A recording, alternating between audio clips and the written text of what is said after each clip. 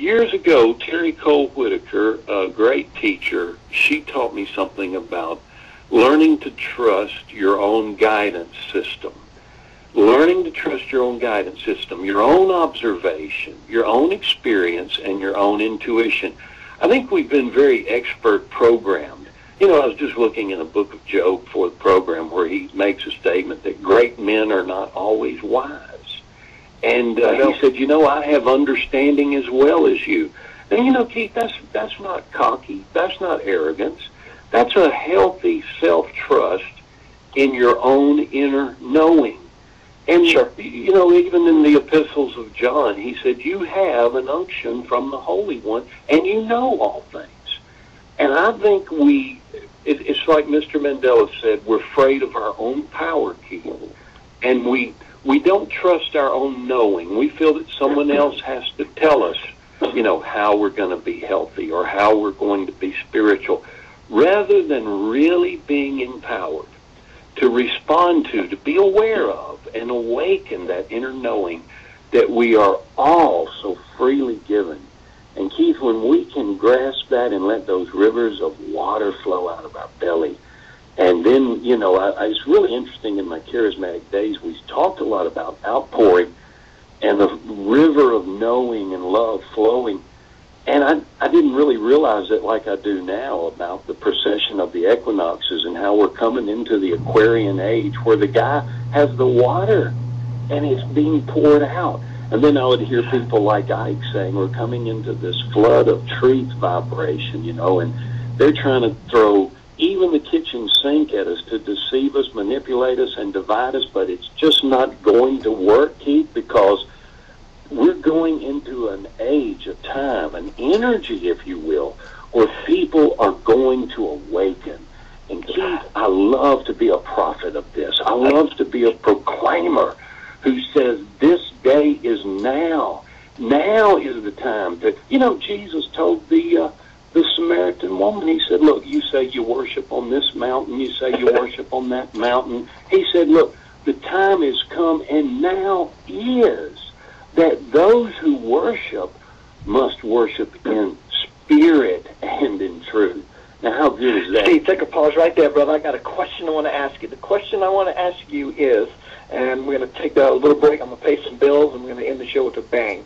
The question I want to ask you, ponder this, is what do you think, in your opinion, is going to happen in this next year, leading up to the prophesied date of 21 December?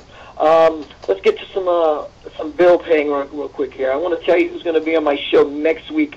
Coincidentally, she has the same name as my son. Her name is Eden Sky. I did mention earlier that I'm going to dedicate the next year of my life to empowering people about 2012.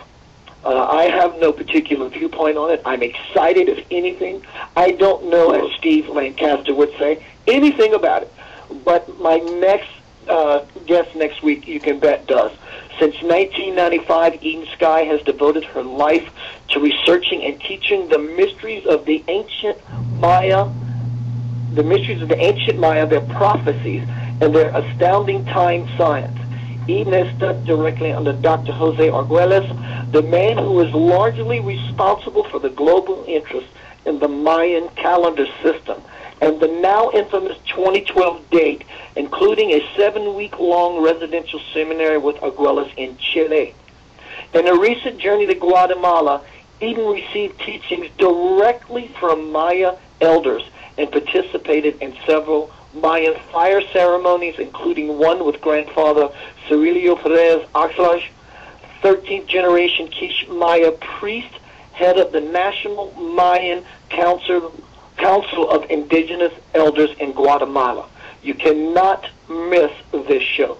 She knows probably as much, or if not more, than anybody can tell you as far as what to be solid, grounded, experience information.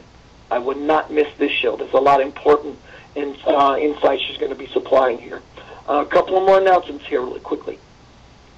The Institute of Applied Metaphysics. We would like to invite you to visit the virtual campus of the Institute of Applied Metaphysics at www.im-core.org.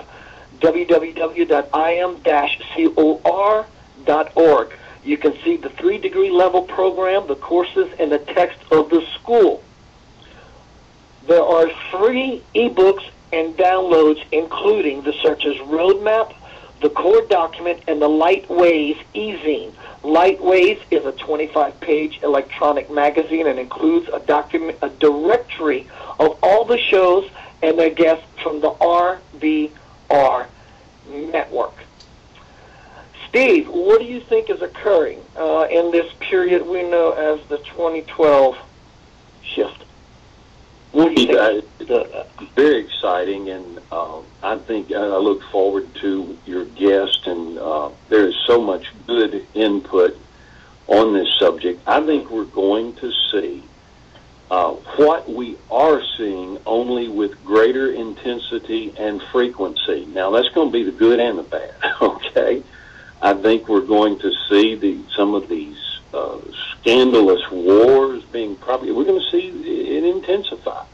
And I think the global changes and some human manipulation of some aspects of this, not all, but some, there will be increased intensity. As we know, there's global depopulation agendas by some of the social clowns pretending to be God. There is so much of this going on. But on the other hand, Keith, there is going to be increase in what you and I are talking about, this spiritual awakening, people discovering that they are eternal consciousness, not the corporate or the cultural label that's been given to them. They are that, but they are much more than that. And I think this awakening is going to see great explosion, and that is going to be fascinating as we see the old energies colliding with the new. And there will be tensions from that. There will be eruptions from that. But there is coming the emergence of greater understanding, greater empowerment for humanity that I look forward to. I know a poem, Keith, I gave to you years ago, Tick-Tock, the Cosmic Clock. Where we've been, we go again. Stellar hands on ancient dials point to days of joy and trial. And I think it will be a mixed bag, but I am very excited that if we learn to be awake and aware, whatever happens in the political, in the global economy, in the earth changes, I believe that if we learn to listen and respond, I believe there's going to be safety and guidance, Keith, for individuals who are tender and sensitive to. So that's my question to you. Good point. Absolute point. All your exploration, Steve, all your inner work, your intensive, extensive spiritual work, your seeking, your avid book reading, throughout all your research, when these energies in this period begin to use the word crash, commingle, for the new person, or even someone who's somewhat on their spiritual path, what do you see? What do you tell them? What is your answer to them? How do they find balance in this time of absolute chaos? Chaos meaning, yeah, there's going to be a lot of enlightened, light, brilliant stuff, but all around them, chaos may move. What is their best ploy? Boy, that's a challenge, isn't it, Keith? There's a verse in Romans that says to be carnally minded is death, but to be spiritually minded is life and peace. And Keith, when I realized that there's not an earthquake, there's not a New World Order idiot, there's not a chemtrail that can touch my pure spirit and soul, man, I almost get charismatic, start talking in tongues, Keith. Look, nothing's going to separate me from the love of God. Yeah. Not you have a call. Principalities, powers, chemtrails, fluoridation, GMO foods. You know what? Bring out your best, boys. But look, we are spiritual beings having a human experience, not the other way around.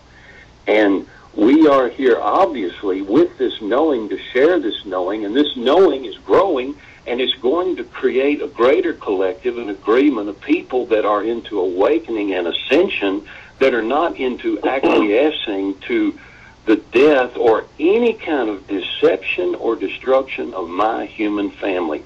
Let me tell you, we have technologies, Keith, talk about populations